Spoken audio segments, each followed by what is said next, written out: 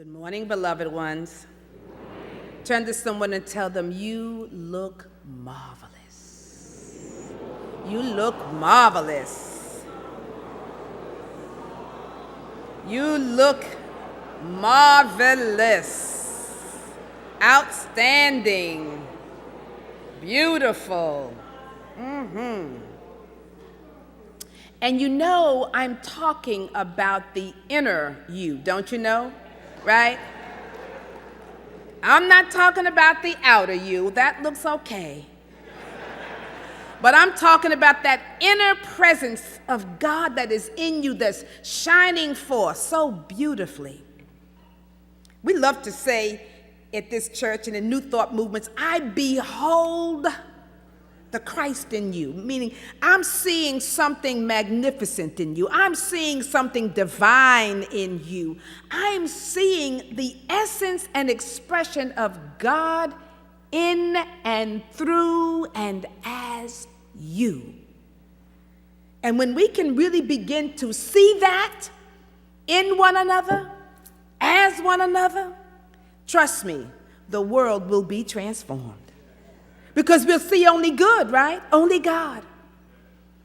So I behold the Christ in you. I want to behold the good in whatever is manifesting, right? Whatever is showing up, because underneath that I know there has to be some level of good. Because the drama is continuing, isn't it not? It's almost getting exciting. Every day I wake up and it's like, okay, all right now. What's next? What's going on? But I hope you know this. I hope you know that every experience that we are witnessing and we are seeing in the outer, in the manifest realm, be it in the news or in our neighborhood, whatever we are seeing in this outer experience is also a call for us to begin to look within. Whatever we are noticing out here really is a call for us to look within to see what the lesson and the blessing might be, right? So don't just look at the experience and go, oh my God. You want to be able, as a metaphysician, to be able to look within and say, okay, what is this? What is the lesson here? What is the blessing here? You want to be able to look at whatever is appearing in the outer and also being able to say there is a larger picture, a deeper seeing that I must engage in. To be able to lay hold of some spiritual truth, some spiritual principle that will enable us to forge ahead and to evolve into a greater expression as a spiritual force for good. Because that's what we are. We are a force for good. Because it's not, right? Turn to somebody and say, I'm a force for good. I am a force for good. Right? Because I'm an expression of the good. I'm an expression of God. And so therefore I am a force for the good, for God. And so that being true, then what we're going to learn to do as metaphysicians is that we are using everything and every situation simply as a guide for us. It is a guide for us in strengthening our connection, strengthening our resolve to be one with the one with the divine. So everything, if you look at it as, wow, this is simply an opportunity for me to strengthen my resolve, to strengthen my connection to the one, to God, to the divine, to the good, then you become a force for good, and that which is happening out here is used for a what? Higher purpose, a higher expression. Now, I'm sure that many of you are familiar with the current controversy over the NFL players taking a knee during the playing of the national anthem. And how that activity, spawned by one man, but it's now somehow bringing into our awareness the great divide that we are seeing. the great divide over race, over patriotism, over politics, our democracy, the Constitution, the Bill of Rights, freedom, justice, liberty for all, and over the future of the culture of our country. We are seeing all of that. And what began as a simple, peaceful protest over the excessive, in the eyes of some, the excessive of many unjustified killings of African Americans. That's what it began as, a peaceful protest over what some saw as unjustified killing of African Americans. How that simply now turned into the perception of some, right? Some others, as somehow an attack upon and a disrespect for the flag. And I was telling somebody the other day that somehow it feels like the old bait and switch, because people are not necessarily talking about the issue that spawned the protest, right? But they are talking now about an entirely different issue, and one in which the protesters are now seen as villains, and the original issue goes unaddressed. Now, has this ever happened to you? Because this has happened to all of us. This is how we function, right? You start having a conversation with somebody about an important issue to you. Maybe it's your partner, your spouse, could even be your employee, whatever, but you have a conversation with them about an issue that is important to you, and before you know it, you are arguing about something else completely different, right? You had that. You bring up the issue, and then the other party responds, oh yeah? Well, what about the time you did so and so and so and so? And when that happens, now you're trying to defend yourself against that particular position. Well, I didn't do that, then, blah, blah, blah, blah, blah. Now, meanwhile, it was about issue A, but they bring up issue M, because it's usually way back someplace. What about the time you did so and so? And then you're like, well, wait a minute. Now you defend yourself against issue M. And then you might say, well, I'm going to bring up issue W. What about when you did this? And so on and on. All of a sudden, it morphs into the stuff that has nothing to do with the original issue. We all do this, right? Because sometimes it is difficult to stay on task and to face those complicated and hard questions and hard discussions. And so we sort of deflect into something that takes away from the issue at hand.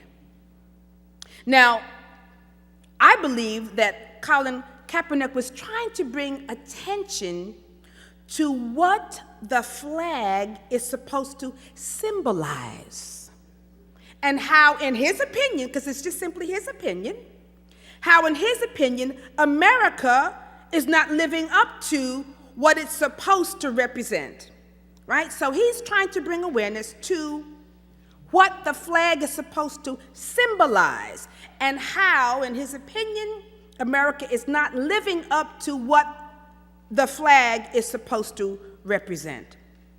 That was his original premise. However, the narrative has now been deflected to talk about whether the flag itself is being disrespected, or that he and others who are choosing to take a knee are actually speaking against America, or against those men and women who fought for the rights of every citizen, that somehow that action is against. See, every action that's for something doesn't have to be against something, right? But sometimes we think, well, if you're not for exactly how I do it, then you must be against me. Not so, not necessarily. It could be simply what? A different opinion, a different view, a different perspective. And so what I see happening now with all this focus on the flag itself being disrespected is that the symbol has become more important than what it represents. The symbol. You see, this is the challenge that happens with symbols and icons and rituals and all things of that nature. If one is not conscious as to what lies behind the symbol, what lies behind the icon, what lies behind the original, the reason why you might be doing this, that, and the other, then what happens is the literal thing itself becomes the object of worship or the object of honor, or the object of reverence. You see, so you have to understand what I'm talking about. We could say, oh, this vase is so beautiful. It represents beauty.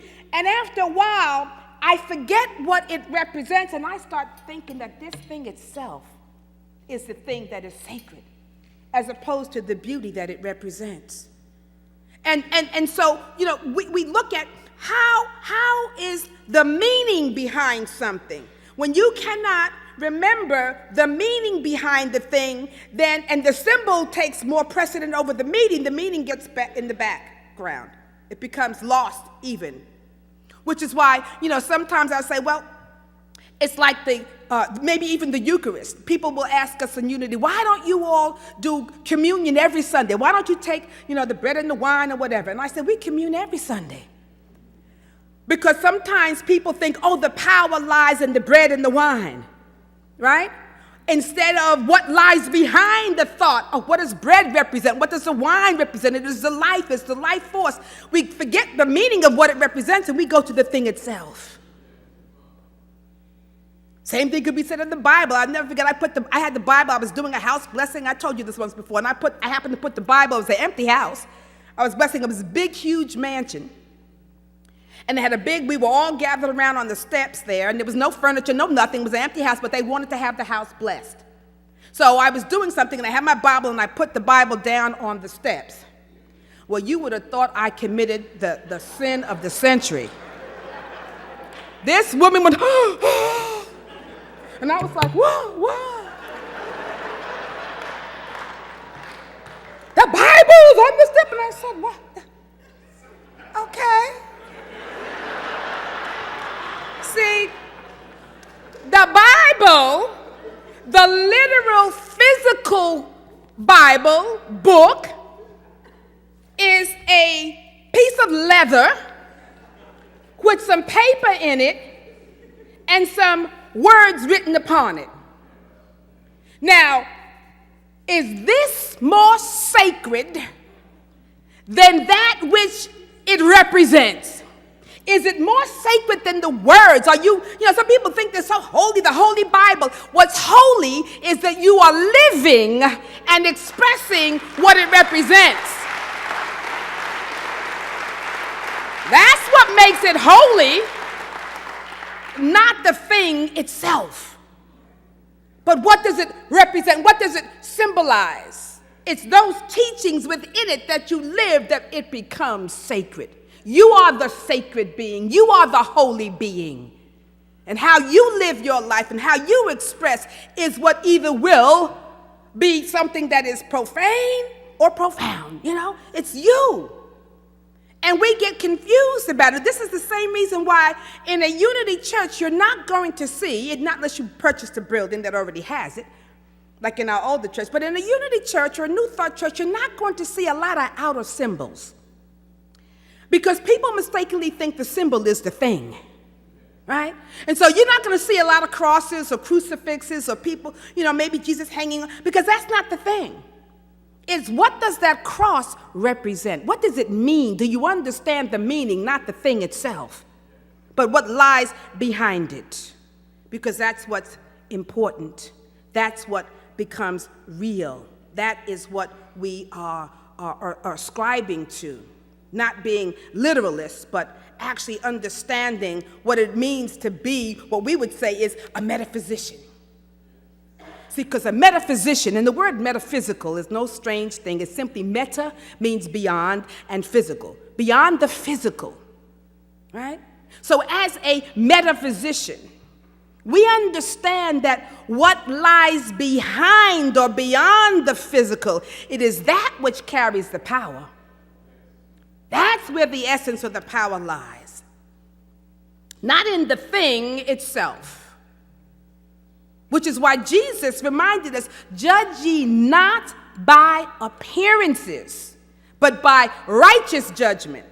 Don't get hung up in what has manifested, because there's a whole lot of stuff that can manifest that doesn't necessarily point you to that which is truth. So he says, don't judge by the appearances. Clearly he understood that the appearance of something is not as important as the power that produced it. Right? The appearance is not as important as the power that produced it. The appearance, the manifested, is not as important as that which is unseen. See, we are literalists. We get caught up in that which I can see. See, empirical data, oh yeah, that's important. I got to see it, and if I can see it and touch it and feel it, then it's real. Well, faith and spirituality might not have anything to do with what you can see, touch, and feel. It's all an inner experience. It's consciousness. How do you measure consciousness? See, we're talking about something that is deeper. So I say, what is more important? It's the source behind the manifestation, right? So what's more powerful, the appearance, the physical manifestation, everything, or the idea behind it? What is more important, the manifestation or the idea that produced it? See, things are temporal. Actually, once something has manifested, it's on the back end of creation. It's not on the front end, right? The front end of creation begins with that inner resolve, an idea that then gets worked in consciousness and moves from the invisible into visibility, into manifestation. But the power lies in the unseen creative force, the divine idea behind the manifestation, behind the thing. It's very important, which is why in New Thought and in Unity, we say, capture a divine idea. Things are temporal. They will fade. That which is manifested is going to cease one day. It will fade away. But the idea of it is eternal. You can't destroy the idea of anything. You can destroy the manifestation of it, but you cannot destroy the idea of it. That is what is real. That is what has the power, the creative power of God, which is why the psalmist said, look, if you're going to get anything and all of your getting, get some wisdom, because wisdom is the principal thing. Wisdom is the thing. The idea behind it is the thing that carries the power. It's the creative energy and the substance. That is the only thing that is real. So we have it twisted. We believe that that which is manifested carries reality. And I say, no, no, no, no. Get behind, underneath, and back of substance, what stands beneath, below that which is manifested. And everything that stands beneath and below is the power of God. God is underneath and back of the substance of everything that manifests. So I ask you, are you caught up in trying to amass a lot of things? Because then we think, oh, if I have enough things, then I'll have enough abundance. All your things, as people have seen in these catastrophes, all your things can be wiped away in a minute. Gone. It's nice to have things, but they have no eternal and lasting value. It's what's behind that, because you can produce those things again.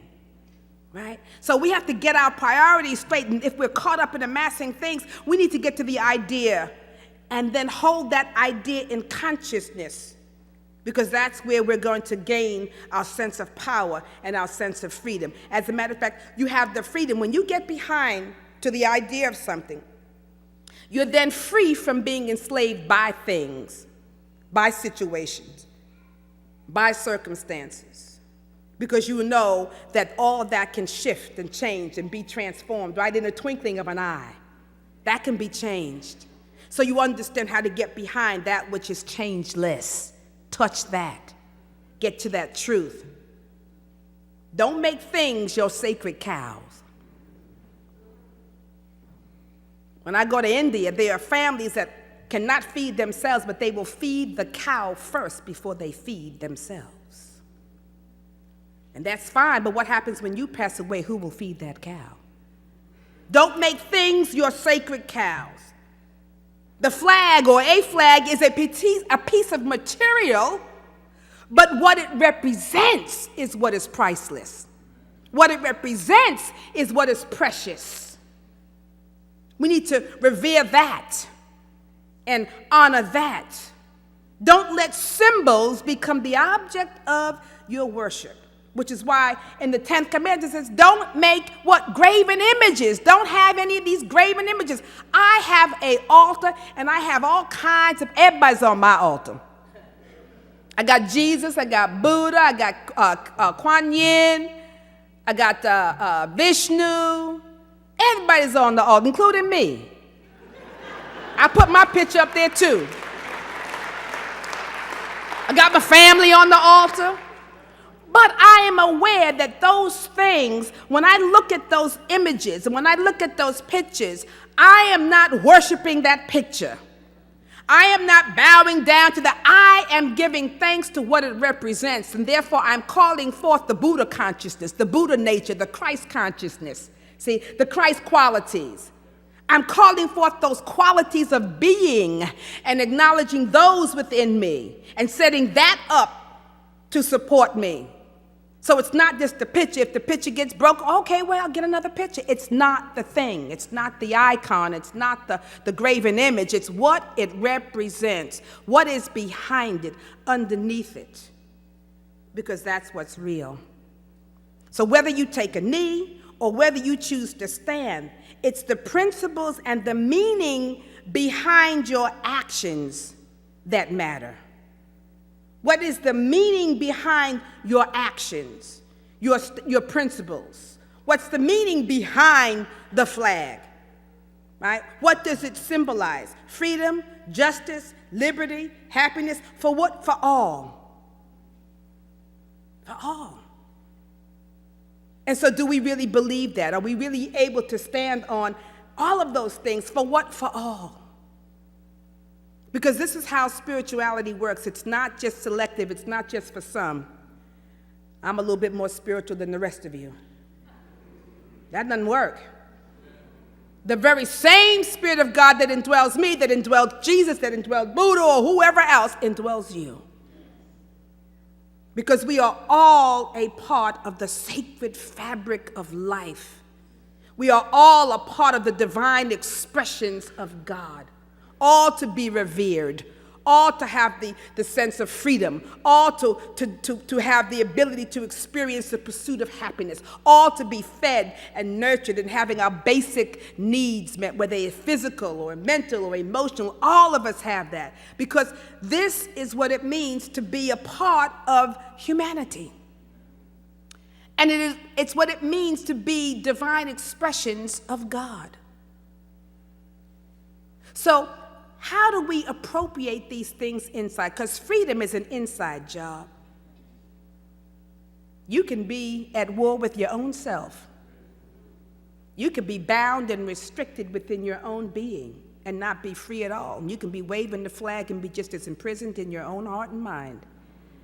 It's not about an outer thing. It's about an inner experience and an inner expression. And yes, we know that there are some physical and some literal things that can be that can offend one's freedom. One can be put away or incarcerated. We know, though, I'm not talking about that kind of thing. I'm talking about the freedom that comes with every it's inherent in life itself. Life is not restricted. Life is of God, and it is to unfold and evolve and grow and expand, right? That's what it is. And as a metaphysician, as a truth student, the test is whether or not we first go within and examine our consciousness when we are in the midst of any situation or any circumstance, any experience that we are engaged in. Do we go within as a metaphysician and we examine those thoughts, we examine those feelings behind our actions, and we ask, are my actions in line in alignment with the truth? And is it leading me back to that which is truth? And I'm talking about truth with the big T, not truth with the little t, because what's true for me may not be true for you, but the truth is the truth for everybody, because it's universal. The truth has no distinction, right? And knowing the truth with the big T is what's going to set you free. That's what sets us free. Because when you can touch that truth within you, then your actions will be righteous, meaning that they will be based on the right useness of spiritual principles and spiritual laws. And that's what is powerful. So the question becomes, are you being true to the spiritual principles that will set you free? Are you going within and connecting with the divine source of everything good, which is God, that will set you free? Are you feeling powerless or powerful? Are you less than or are you full of? And if you begin to look outside into the realm of appearances and literal expressions in this world here, then you will begin to feel powerless. But if you can, and if you're conditioned to look within first, to look what's behind and beyond that which has appeared, to the unseen, to the presence of God, to the realm of spirit, then you will become powerful. Because true power lies at the source, not in a spent force. I want you all to chew on that and see what I mean by that. The power lies at the source and not in a spent force. See, you cannot talk truth or universal spirituals or principles and qualities and then use them for limited expressions. You cannot take love and then use it for hate. You cannot take justice and then mete it out only for a select few. You can't take these spiritual principles on a conditioned basis, right? You can't take the truth and then with the big T and use it falsely.